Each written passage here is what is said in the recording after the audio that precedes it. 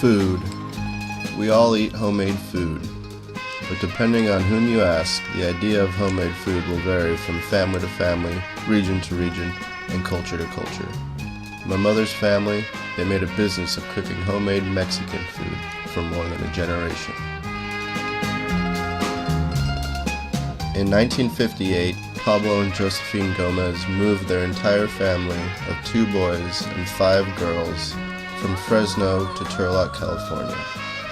My grandfather Pablo learned the business of the food service and restaurant industry from his father's sister, Guadalupe, more affectionately and famously known by the family as Tia. Tia had made a living as a food vendor and restaurateur most of her life, and that provided the means and the know-how to open a restaurant and adjacent nightclub upon arrival in Turlock.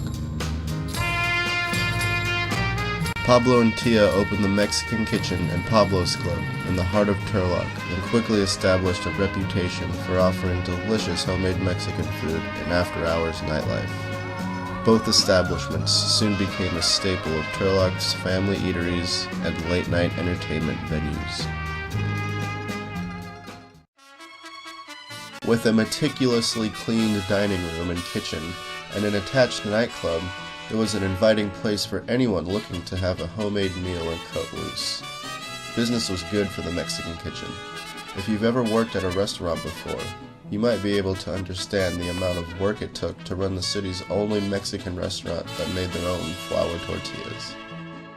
Flour tortillas made by Pablo's wife, Josephine, my grandma, Peony.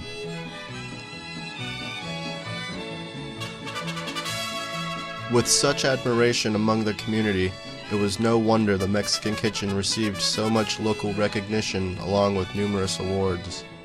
The restaurant's welcoming atmosphere made it enjoyable to both eat at and work for.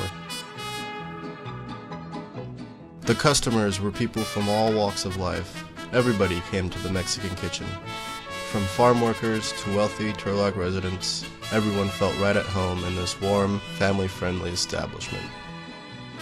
My mom even swears George Lucas used to come in and ordered French fries with his food. It wasn't until the 1980s, when the police started cracking down on undocumented immigrants, the restaurant's business started to decline. With the cops constantly seeking bribes to not harass patrons, Tia's health dwindling, and my grandfather's heart attack in 1984, the Mexican Kitchen was left with a management void that would remain unfilled. In 1988, after 30 years in business, the Mexican Kitchen closed its doors for good. The traditions of the Mexican Kitchen live on to this day in the form of family get-togethers and everyday recipes my family still cooks. For these reasons, the legacy of the Mexican Kitchen will live on for generations to come.